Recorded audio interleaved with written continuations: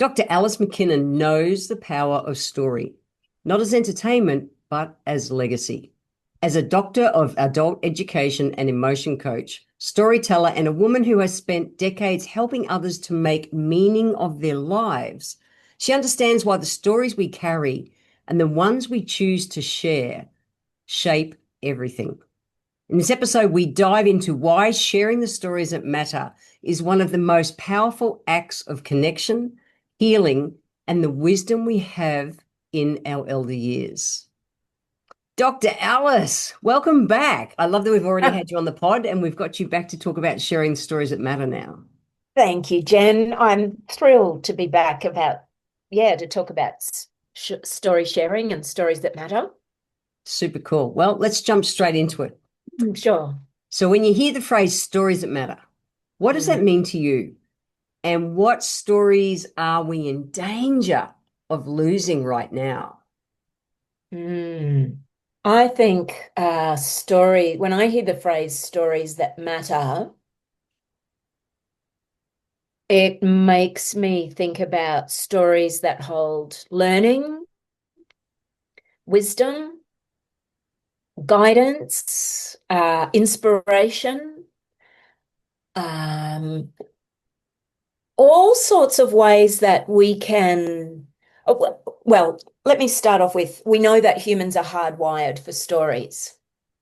That's what we carry inside us from our earliest times, is our capacity to sit around campfires, and yarn and share stories. Every First Nations culture around the world. And ultimately, we're all from a First Nations culture, whether it's the Celts or the Aboriginal people of Australia or the American Indians, or we are all somewhere connected to land and are from a First Nation.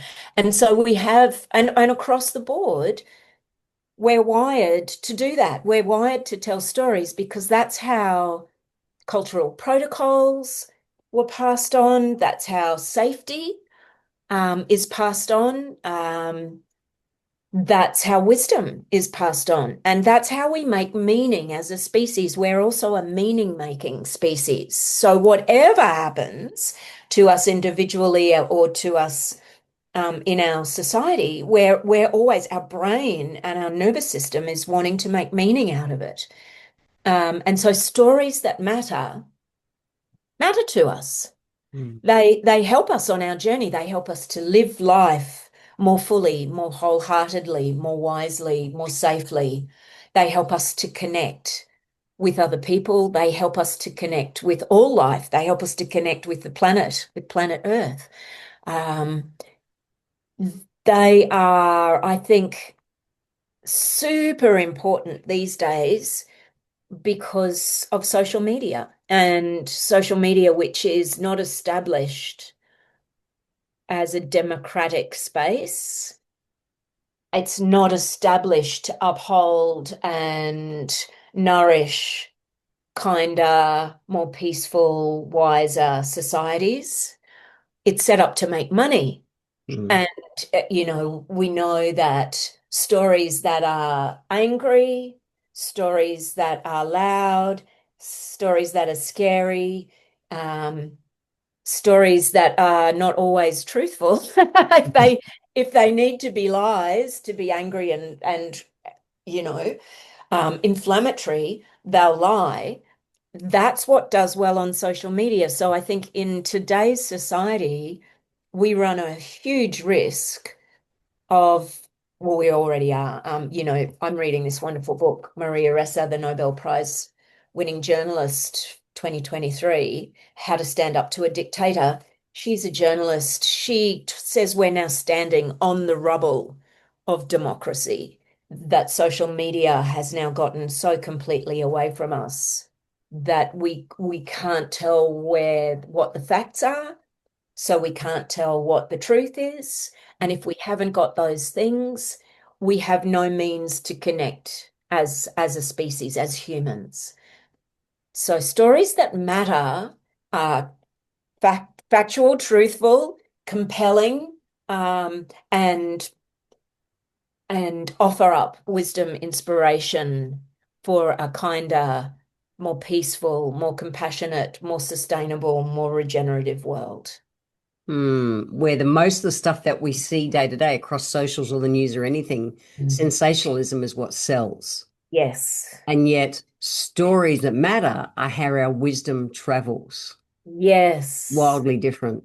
Wildly different. So, why do you think Western culture is so uncomfortable with it? Like you say, we all come from, First Nations something somewhere back. Why is the West so uncomfortable with elders' voices, especially elder women? And Mm. what's the cost to us collectively, do you think? I think I'll jump to the second part first. Okay. We're already in the guts of the cost of it. The rise of tyrants, autocrats, dictators, hard, brutal forces that are burn, baby, burn. Let's dig up all the fossil fuels. Let's make as much money as we can while we can. I think we're in the guts of that now. And so the voices of women, especially older women, our voices are so critical now to be able to tell different stories because we know that those stories of extract, burn, use, plunder, um, selfishness, greed, all of those things, they are not going to sustain humanity or other life on this planet. I'm going big picture now. They're not stories of sustenance or sustainability or regeneration. They're stories of let's burn it up and use it up, and we'll find another planet to live on, those who are rich enough to do that. Whereas our stories, First Nations stories, the First Nations people around the world, their stories are about honoring Mother Earth, about only using what we need, not for our greed, but for our need. They're about sharing. Mm. They're about um, they're about nourishing all life, not just human beings. And this doesn't fit with the Western mega capitalist burn baby burn story. Which is really a conquer. I was just thinking about it as you were saying that. And I think back to the past, to so many civilizations, so to speak, that have conquered and they've done that stuff. I hadn't thought about that till just then, Yeah. where all the First Nation stuff is to work with Mother With Nature, work with everything. It's wildly Yes. different. It's hugely different. Absolutely, Jen. It's massively different. And I mean, dare I say it, you and I think a lot about the patriarchal Mm. system that was developed and created by a few um, wealthy, powerful men in conjunction with some institutions that supported that for men to hold a lot of power and a lot of wealth. So there's the patriarchal system. It was a system that was created. Having been created, it can be dismantled. Yep. But that's what we're living in now. And it is completely running amok these days, completely running amok. We also have the possibility of a matriarchal system, which is not about power.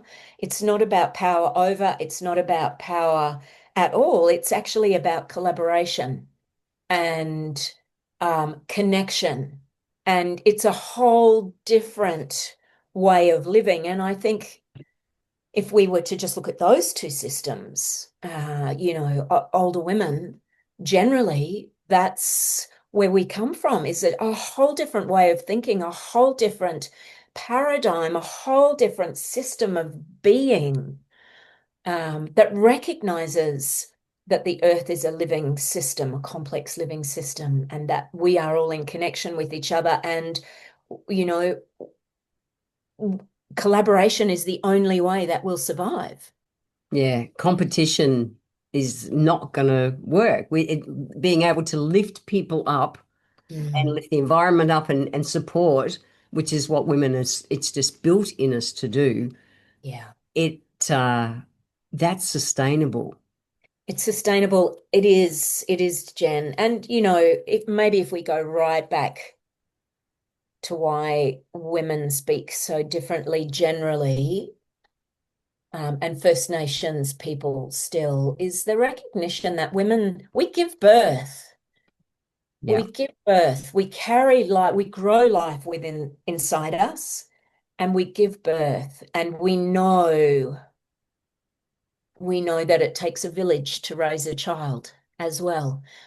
We know about the sanctity and the sacredness of life. That's deep, deep, deep within us. And so, that voice that we all carry, that matriarchal voice, those are the stories that matter. Mm. Those are the stories that will allow or potentially enable humanity to survive, and potentially all life to survive on planet Earth. Yeah. So what do you think the kinds of stories are that carry real wisdom, Alice? Like not advice, not preachy, Mm. but truth.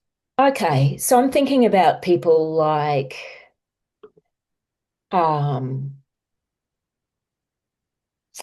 Joanna Macy, who passed away last year. She was a long-time Buddhist practitioner and scholar. She was a long-time deep ecologist.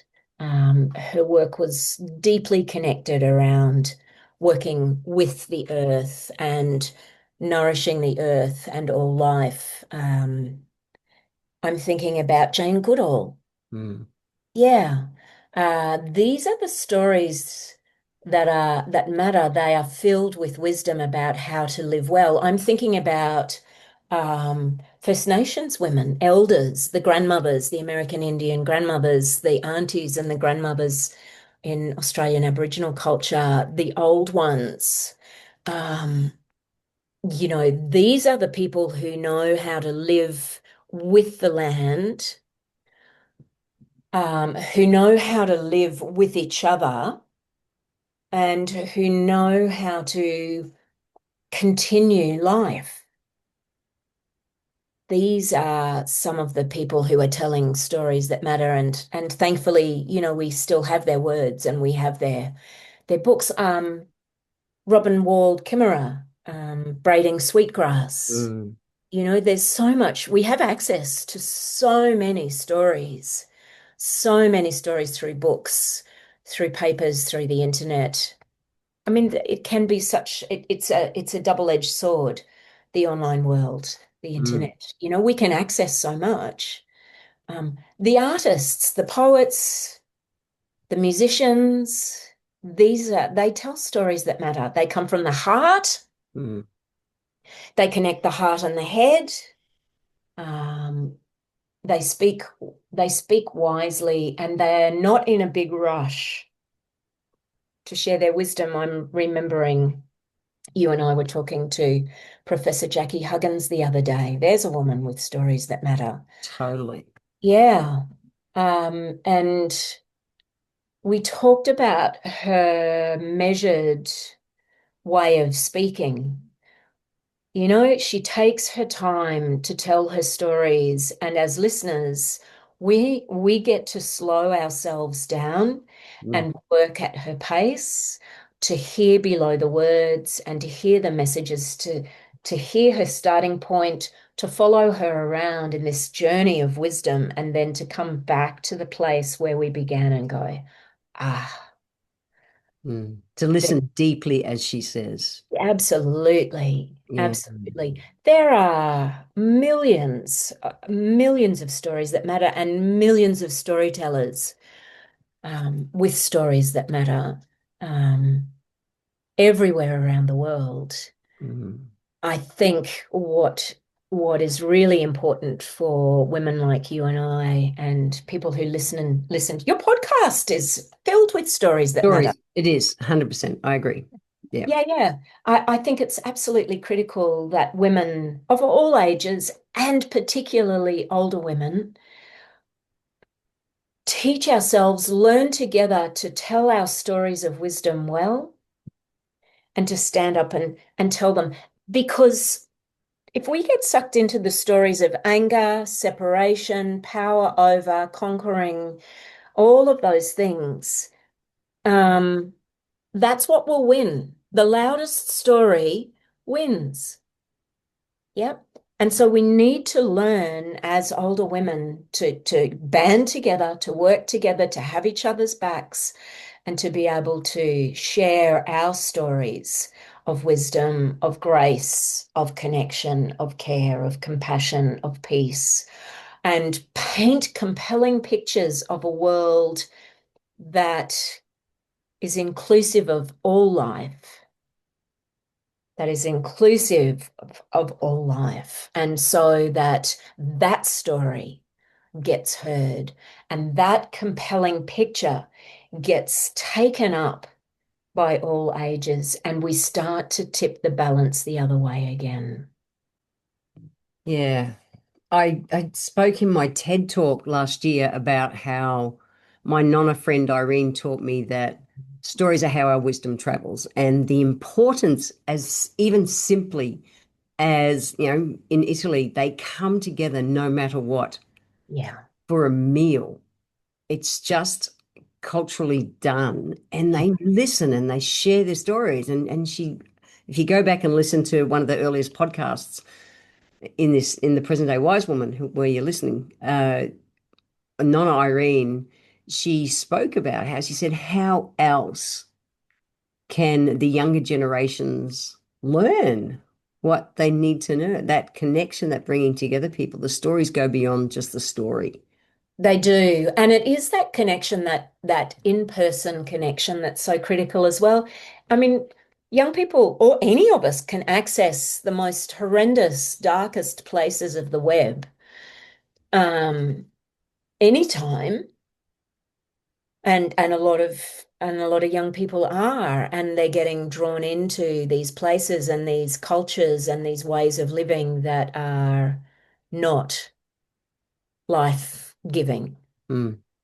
Yep. But when we come together in person around a table, kitchen table talks, Yarn, yarning same thing. talks, the sharing of stories across generations about families and about towns and cultures and those sorts of things, then the stories come to life Mm. and they become, I hope, more compelling than the access to the anger and the shouting and the darkness and mm, And in the regular West, like we live, the North Americas and the Australia, New Zealand's, UK, and that, we don't come together for a meal anymore.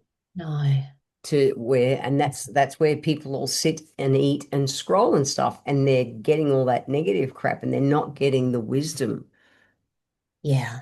Yeah, Yeah. it's The very shared broken at the story moment. and the shared history, Hmm. the shared connection, um, the shared future. Hmm. Mm. Yeah.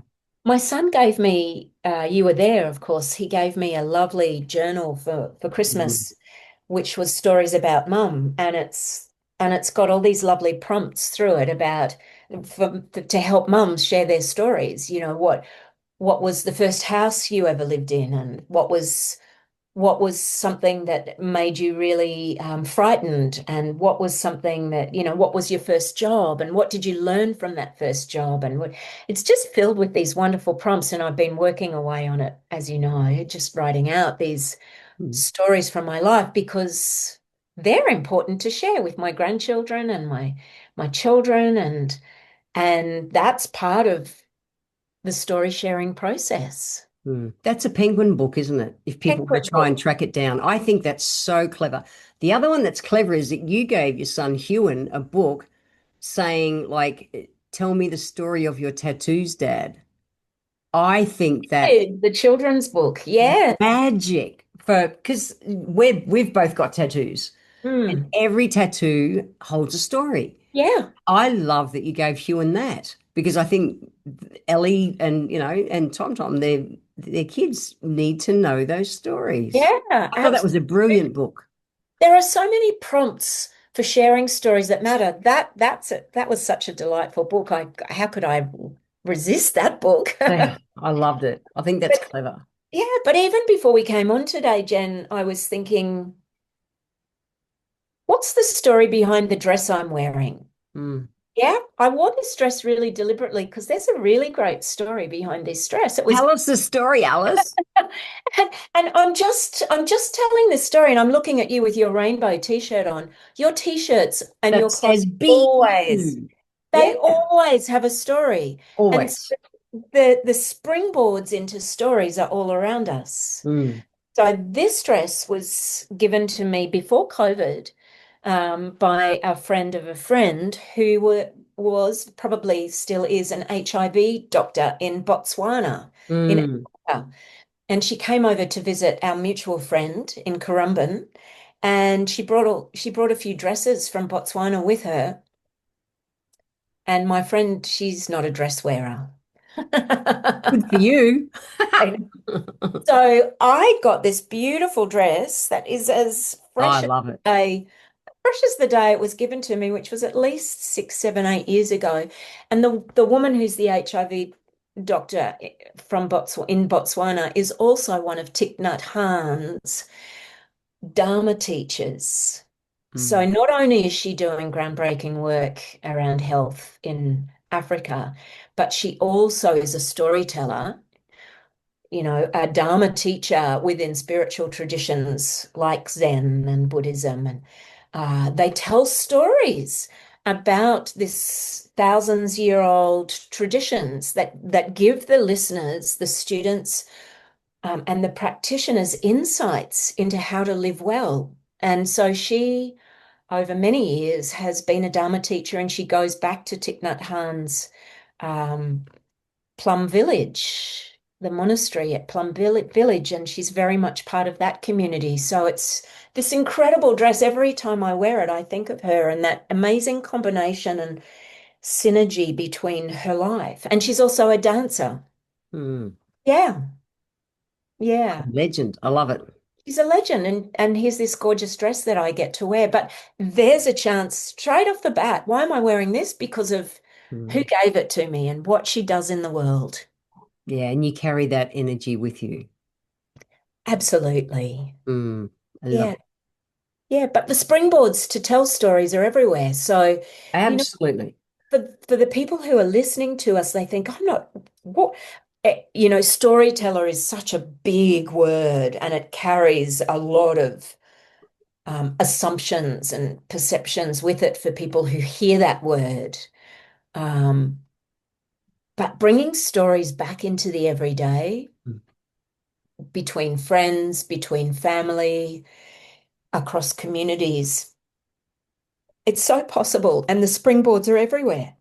What we're wearing, the tattoos that we might have on, or why we've chosen not to have tattoos. Why I drive a purple Jeep. It's all there. It's Just our everyday life. yeah, Yeah. it is. It is. It's just going beyond the superficial conversations. That's the stories.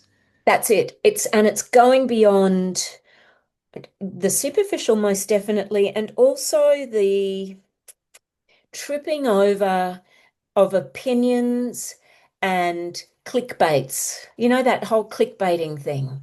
It's just being discerning.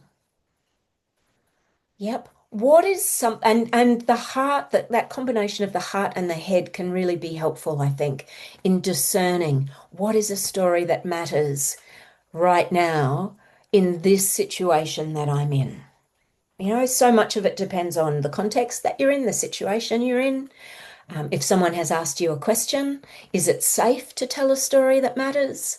I'm remembering back, Jen, I wanted to tell this story actually in this conversation. It was quite a few years ago, again pre-COVID. Uh, a friend of mine who's a facilitator and does a lot of men's work, he organized a community meeting, a small community meeting to explore and discuss men's violence towards women because we were going through a stage again where there had been a number of deaths in Australia of men killing women. And it had really gotten to a point where everyone was just running around going, what is going on? So my friend convened this little community meeting, and those of us who went, most of us knew each other. He started it small because he wanted to create a safe space. And in the course of that meeting, after we kind of got through some preliminaries and distractions in a way, we got down to the business at hand about men's violence towards women. And some of the men, many of whom were friends, a couple of them started to joke about the way that their partners, their wives, some of whom were there as well, were so diligent and so zealous in a way about teaching their daughters how to be safe when they go out at night or when they do this or that, And the men were just saying, yeah, what is that about the women? Oh, Just fuck. over the top. Why did they what? They got quite jokey. They And didn't get it. no. And the women in the meeting started to say, well, hey, this experience happened to me. And then another one would say, well, this experience, and this is why I teach my daughter to do this. And still the men could not hear us.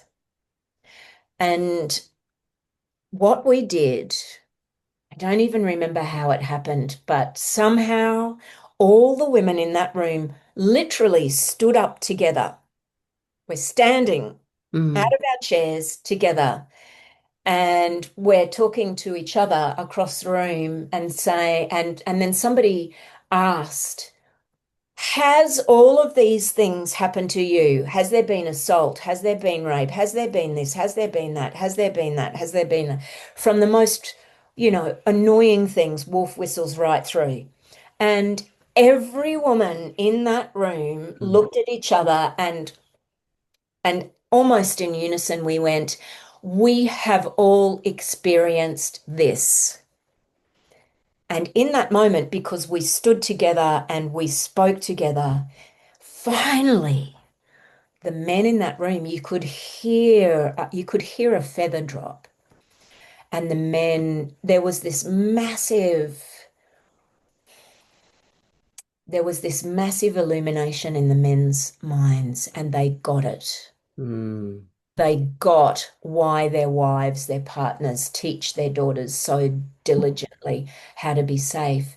And then the conversation really started because the men started to ask the women, how can we help everyday blokes in everyday situations?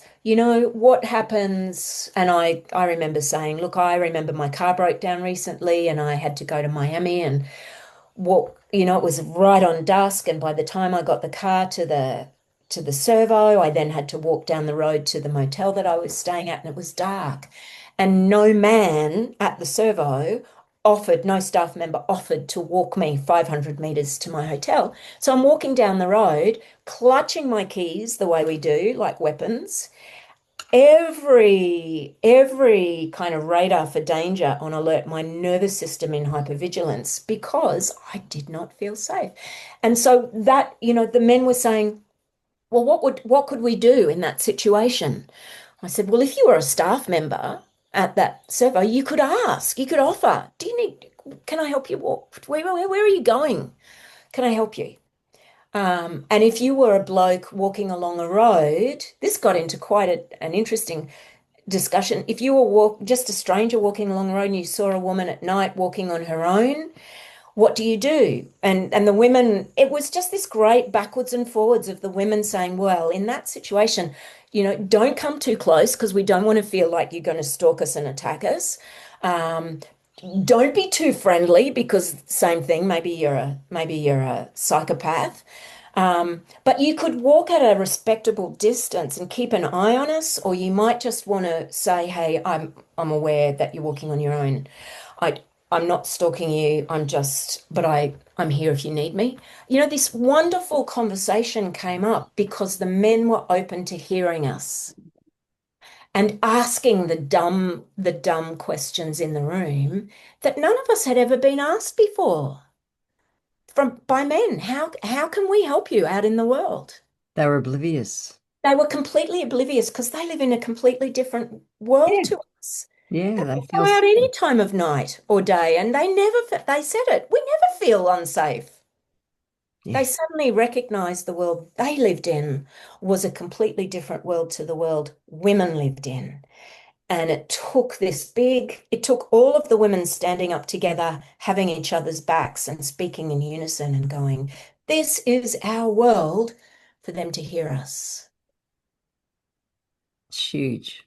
It was huge. Mm.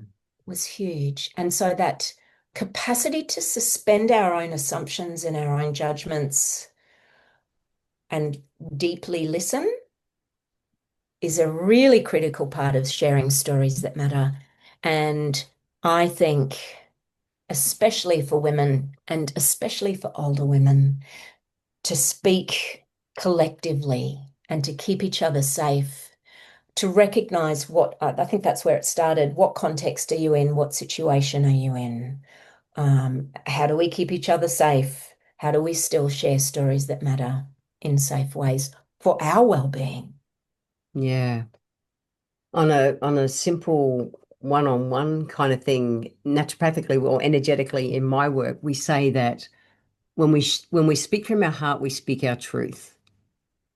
When we speak from our head, because we've been raised whatever way, so often we're saying what we want to say in a way that we think they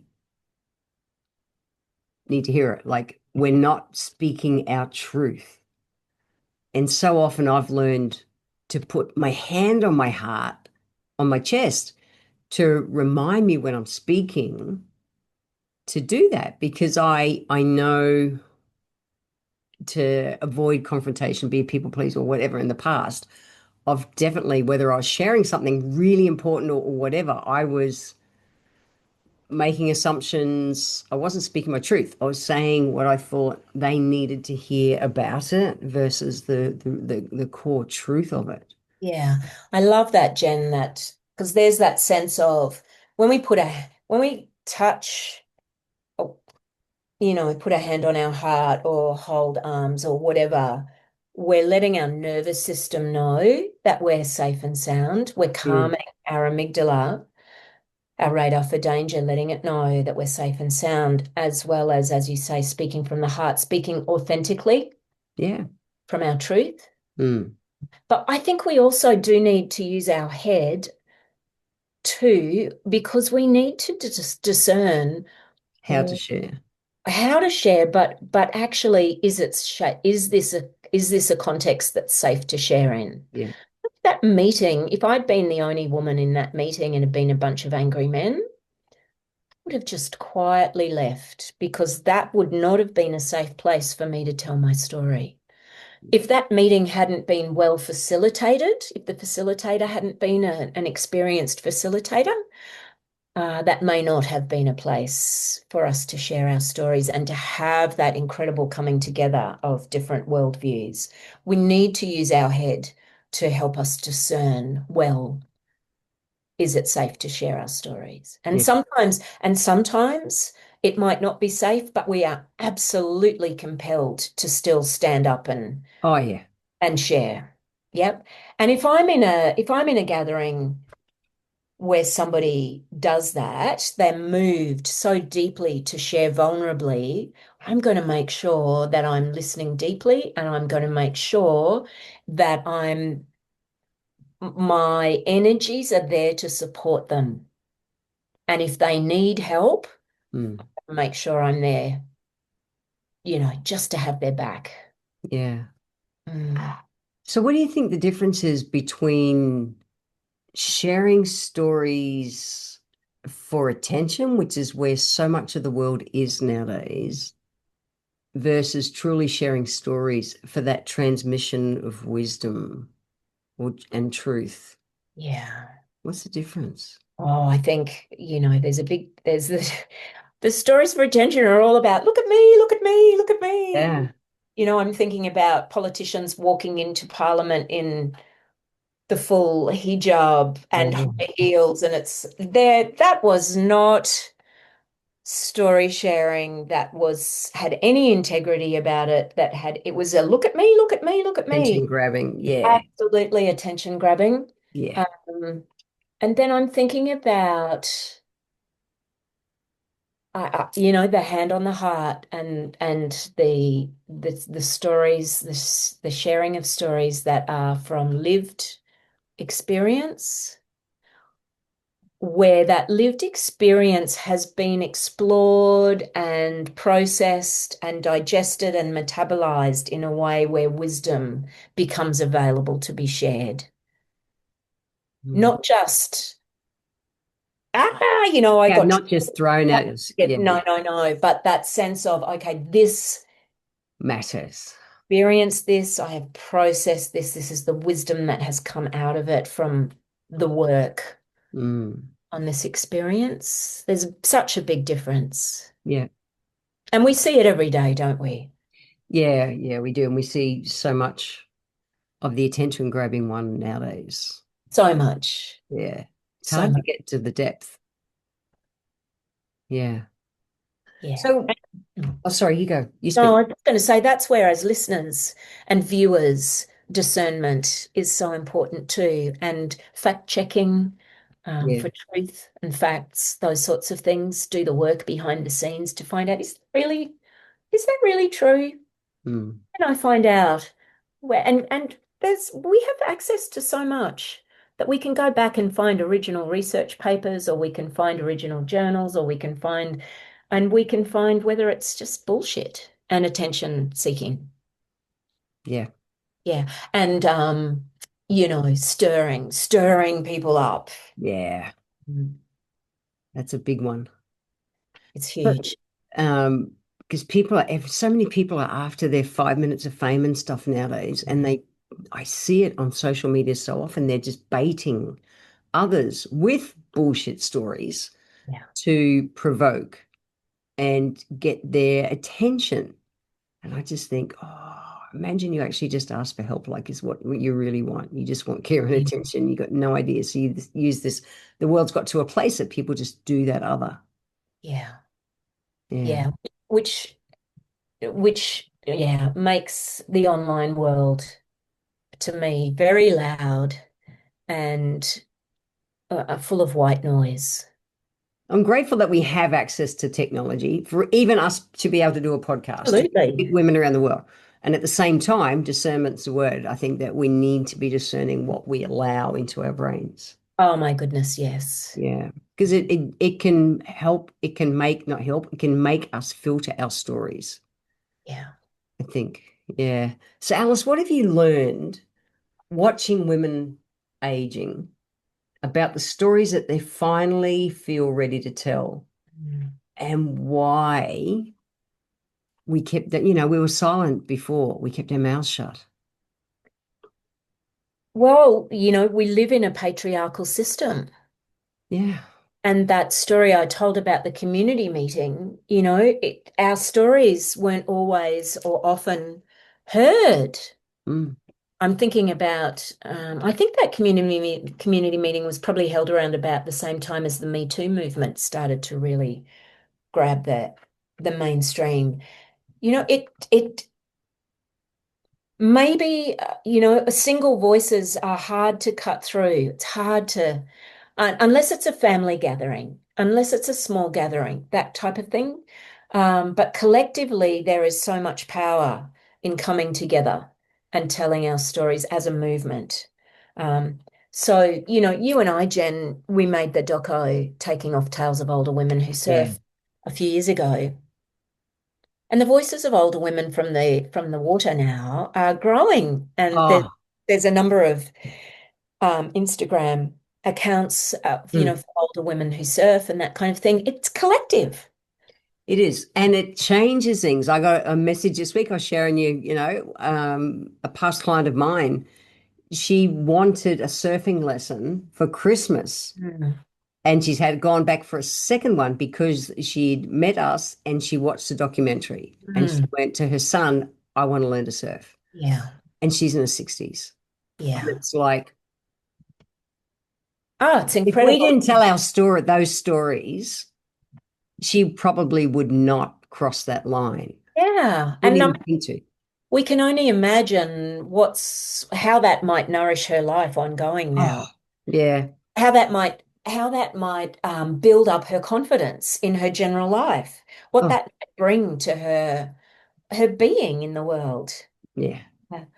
Um, so I've just mentioned the collective. The power of the collective is really important. Mm, But I'm just putting my coaching hat on for a moment too.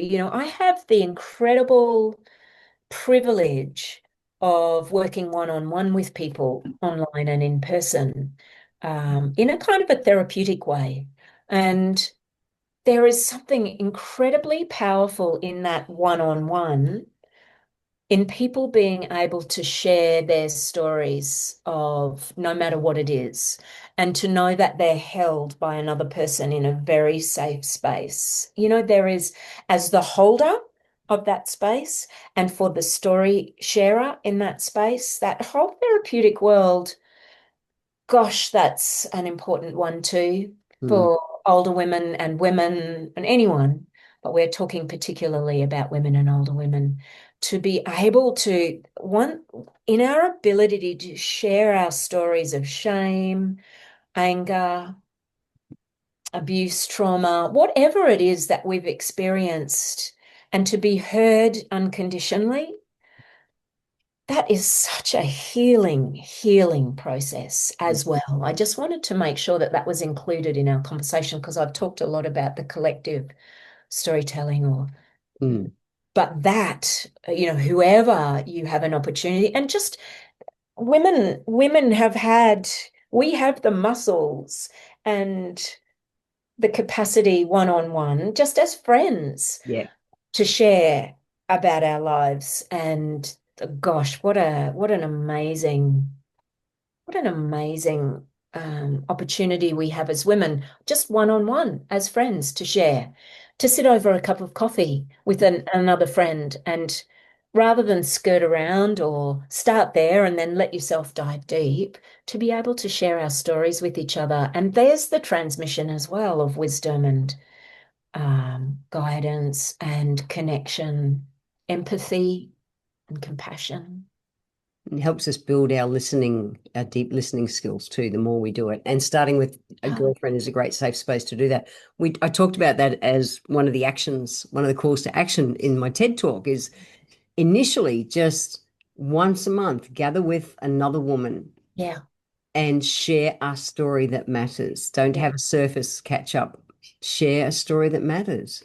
And yeah. then with that came out of that was me saying, if I think of myself, even 10 years ago, failed English, probably even 5 years ago, Mm, uh, or 2 years ago, till recently, because I failed high school English. mm, And the whole idea of stories, my brain went, how do I even share a story that matters? Because my brain went, I don't know how to write stories. I failed high school English. yeah. And so, do you want to? I'm going out of rhythm here, but and it's the time Right? to say it. How Yeah. does a woman learn to share a story? And because we're saying share stories, share stories. Well, for a start, you don't have to write them. Yes. Hang on, I'll take notes to our cuppa. Yes, I do that. No. So, for those of us who had an awful time at school around English or poetry or writing or spelling or any of those things, it's not that. But I thought it was. Yeah, yeah, 'Cause I yeah, had trouble with all those things. I really thought it was. yeah. And yet, Jen, you enjoy reading books and listening to Ah, audiobooks, don't you? yeah. And I'm in the past, I've not been an auditory person. I'm a physical, visual, kinesthetic kind of Yeah. person. And I started actively listening to audiobooks probably 3 or 4 years ago to teach myself how to be a better listener. And 9 out of 10 books nowadays I listen to, and I've become great at it. So it is, if you're not that person, I promise you can build that skill. It's helped Yeah. me heaps. Yeah, yeah. Yeah. Look, you've raised a really good thing. None of us get lessons in how to listen well. Mm. None of us, not at school, not at uni, not at TAFE, not in life, not at anywhere. Some people grew up in households that shouted and yelled and and so and it's been for many of us Westerners, um, it's been thousands of years, hundreds and thousands of years since we've sat around campfires yarning and sharing stories. So that's a muscle that we haven't practiced using for a long time, some of us. Shutting up and listening. Yeah, shutting up and listening and suspending. Oh yeah, that happened. You're Yeah. thinking ahead in the conversation. It's such an interesting thing to suspend the voice in your head. Someone once said to me, it's like sitting in the rafters. Just let yourself sit in the rafters and listen. You're not planning your next, it's we're not playing chess. You're not planning your next move. You are open yourself up to hear what someone really wants to share. Emotional oxygen is what it gives people. When people feel heard, Mm. it gives us emotional oxygen. It's like we can breathe emotionally again. And it's we feel safe to open up a little bit more and a little bit more and to let that heart speak authentically. Mm. But That if was going to some, be my next question. yeah, Why is being heard just as important as speaking?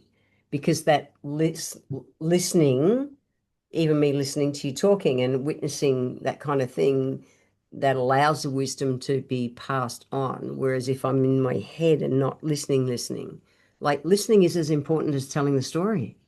oh yeah. And look, for many of us, if you choose, if some of our listeners choose to go down the path of becoming more aware of story sharing. And that I think this is one of the reasons why you and I wanted to talk about story sharing, Mm. not storytelling, Telling. Yeah. because that storytelling doesn't take in the role of the listening and Mm. the hearing. And you might just want to start there.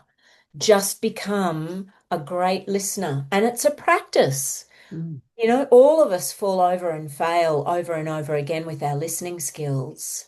But I find a really useful thing to do in terms of improving my listening and hearing skills is to rest in my breath. So as someone is sharing a story with me, an important life story, I'm aware that all I'm doing is breathing in and breathing out.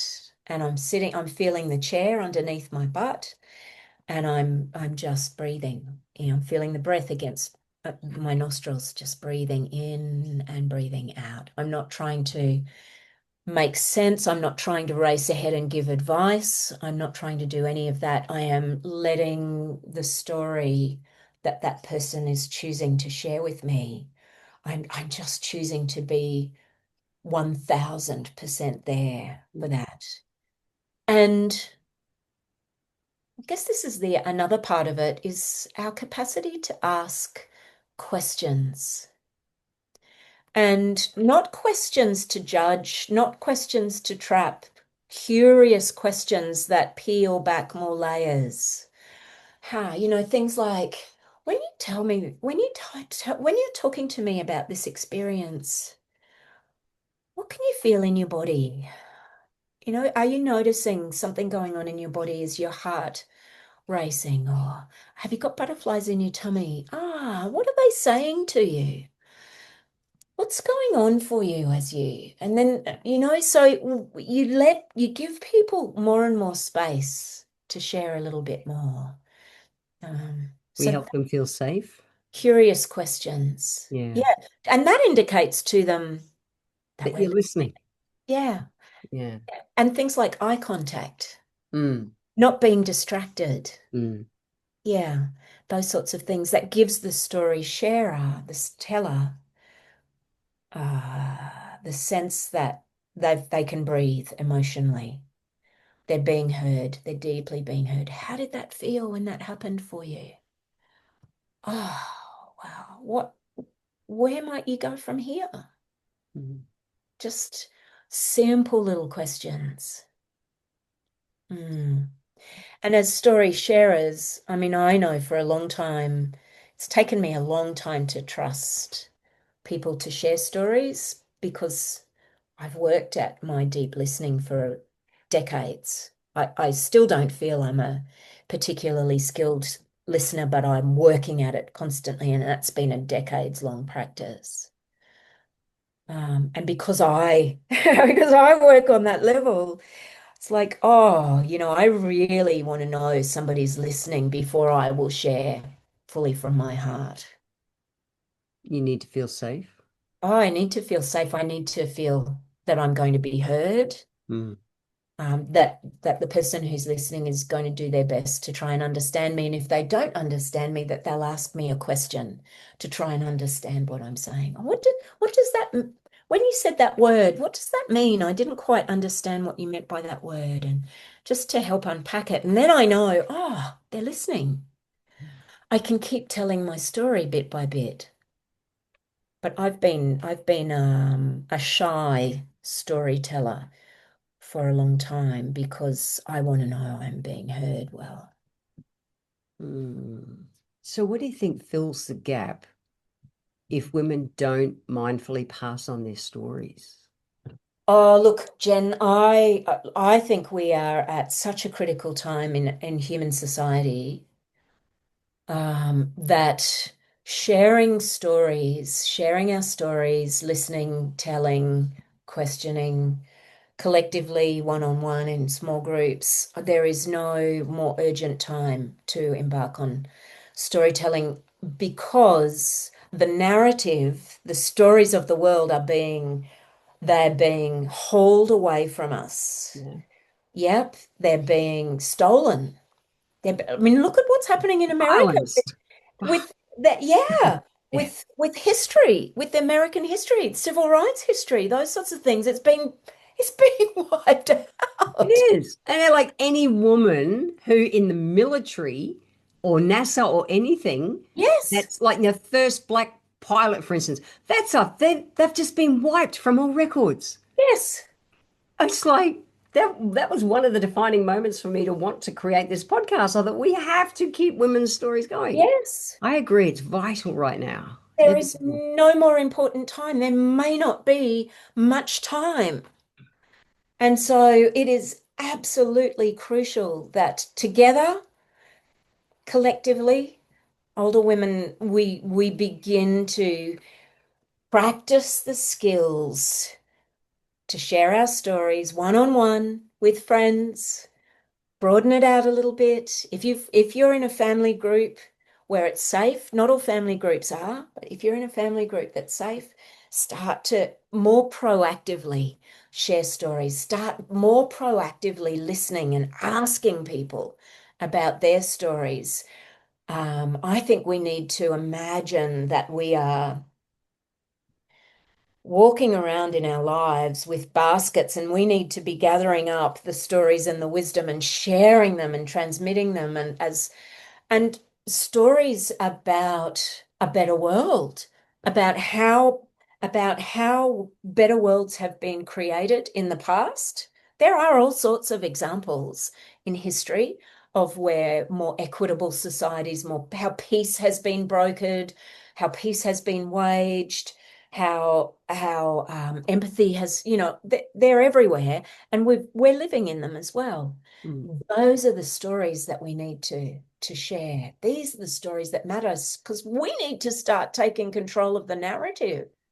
I was just about to say to you, I know that you and I feel a responsibility at this time in our lives, in our midlife elderhood times, to help shape that narrative for those who come after us. Yes, Otherwise, that wisdom is lost, yes, just lost. absolutely. Absolutely. And in a world where there's clickbaiting, in the world where there's loud, obscenely wealthy men, running amok, what are we going to do about it? And story sharing is one of the ways that we can start to work with the narrative, with the people who are closest to us, with people in our community, with people in our families. We start to shift that balance. And I know I am a ridiculous optimist at times. I don't think you're ridiculous. Thank you. I am just as I have to have the rose-colored world. Yeah, yeah, but this is a powerful form of activism. Absolutely. Call it for what it is. Mm, Yep. I am stepping up. You most certainly are, mm, to engage in telling a better narrative for a better world, for peace, compassion, equity, empathy, kindness, regeneration, sustainability, all of these things. Christiana Figueres is a great example of that. Got her book here. She was the she spearheaded the 2015 Paris Agreement. And I went back to her work a couple of years ago when this book came out, The Future We Choose. And she has a great podcast with Tom Rivet Karnak called Optimism and Outrage, or Outrage and Optimism. She's a great teller of stories about the incredible shift that we are experiencing towards renewable energy. We have in our mind, the Trumps of the world going, burn, baby, burn. We're just going to dig up everything and da da da da da. And yes, that's going on. And at the same time, there are so many stories from small communities right through to whole nations of regenerative practices and, yeah, renewable energy. South Australia's leading the world. mm, Renewable energy. It's going to have all of its energy um, created from renewables incredibly soon. mm, And these are the stories that need to be shared as well, so that young people, our kids, our grandkids, who get bombarded with so much bad news, so that they can believe that there is a future for them, so that they can believe that they can be part of choosing the future. We've got to give them hope, stubborn optimism, stubborn hope. mm. Hope for They potential. they need it Yeah. so desperately. But we need it as well to be able to keep fighting this such important fight.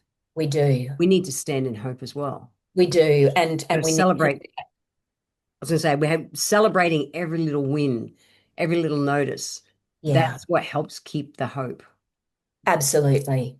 Absolutely. And that's a responsibility that we can each take for ourselves, to make sure that we're connecting with the people who have stories that matter, that we're connecting with people in our lives who will help to hold the hope together. Yeah, Mm, I think that's so important. I have completely stopped looking at anything online that has anything to do with the angry, outraged, hard right politicians. I don't let them into my world anymore. I don't even read analysis about it from people, from political analysts. It's like, not now, not now. I'm I'm reading this, and I'm reading yes. this, Feed the conversation that you want, not reading the the conversation that you conversation. don't want. Yeah. I'm reading this, A Time for Bravery. I'm really consciously and discerningly choosing the stories I engage with and the people I engage with. Yeah. So what do you say to a woman who's listening who wants to, feels that pull um to share her stories, but also feels fear or doubt? Yeah. What would you say to her? Take one little step at a time. Mhm. Practice your listening first, but find people with good stories that you'd like to hear. Practice your hearing first and your listening first, so you get a sense of how someone tells stories well. Listen to podcasts. Mm. Listen to your podcast, this podcast, we share a home, we share our lives. I get to hear so many of your guests' Mm. stories. And And the this bits is a that don't make it to air. yeah, and this is a podcast that is so full of great stories. Oh, yeah. Yeah, read great books. Let good information, nourishing, powerful, compelling stories into your life and practice sharing them with people you trust. Yeah. Work with people you trust, connect with people you trust. Don't put yourself in unsafe situations with people who are not ready for what you're doing or what your intention is. Find the people who, small step by small step, you can go and have a coffee together and you can each share a story, Yeah. something fascinating, something uplifting, something inspiring, Something something, that moves you. yeah. Yeah, I'm thinking about the movie we watched last night, Hala.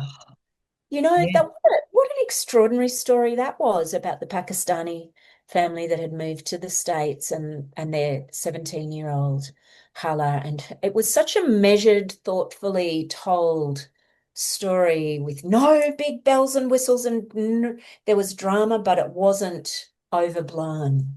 And Mm. it was such a powerful story to experience. Watch the movies that will nourish Mm. the stories within you.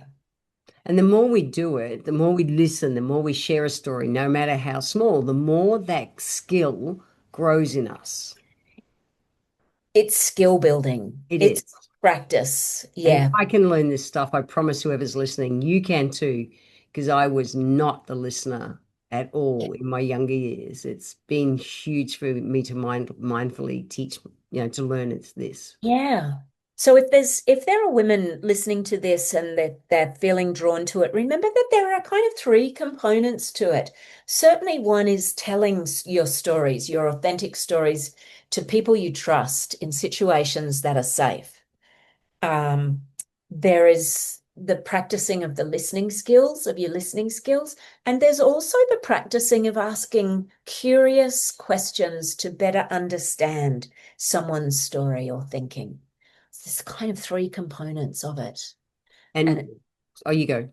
no, I was just going to say, practice it, practice it, practice it, practice it with you. For those with small children, practice asking them. They're so good at asking us questions. Why is this? And what's that? And why do I do it?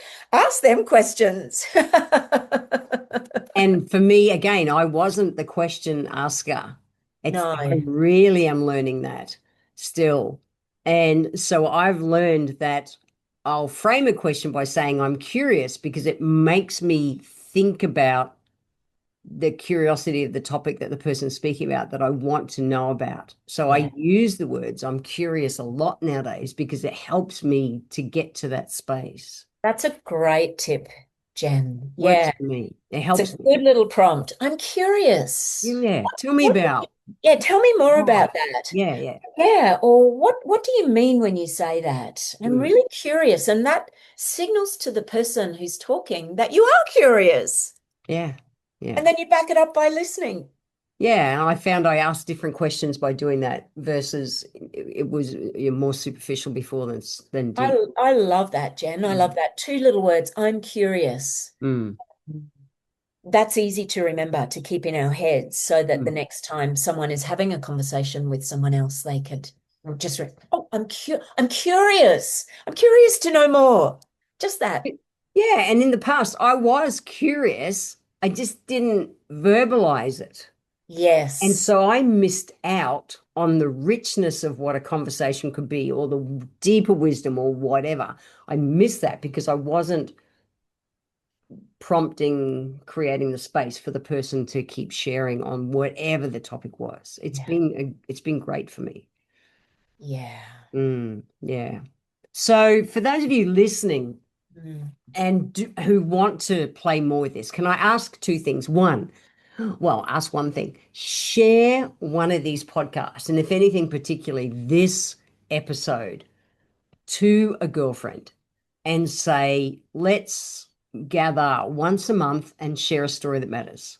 Mm. if everyone listening shared this podcast with one, we will start the wave that can help to change the narrative. So please, um, I promise it's worth it.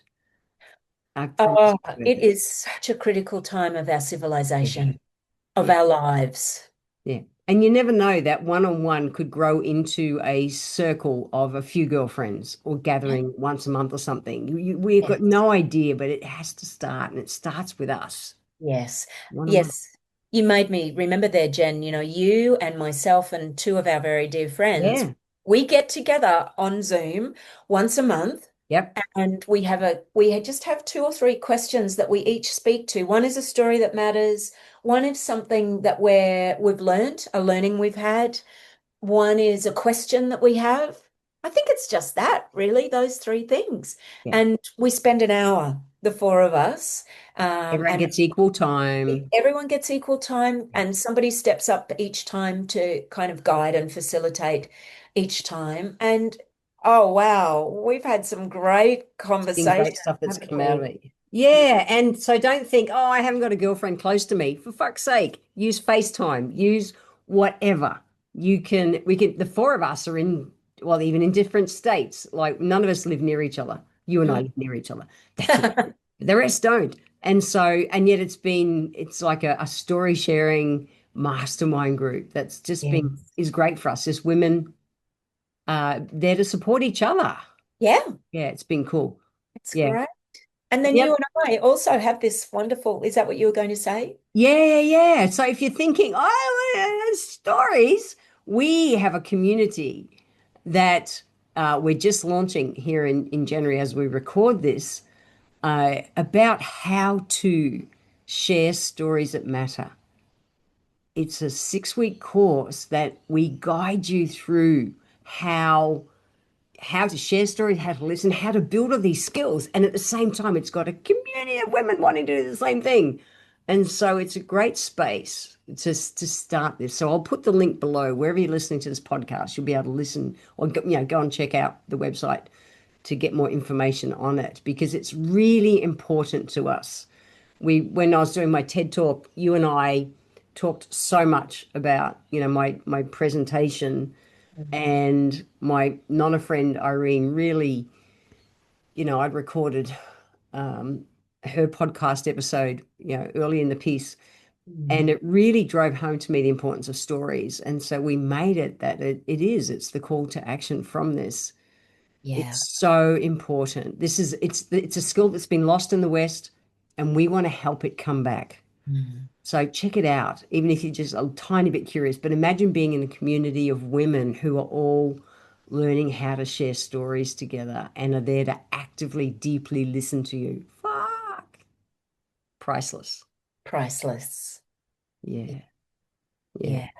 And it goes from the most personal healing to family healing to community healing to world healing.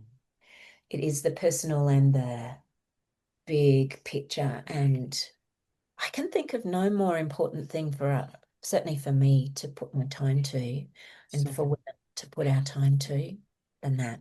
Yeah. Same. So please check it out.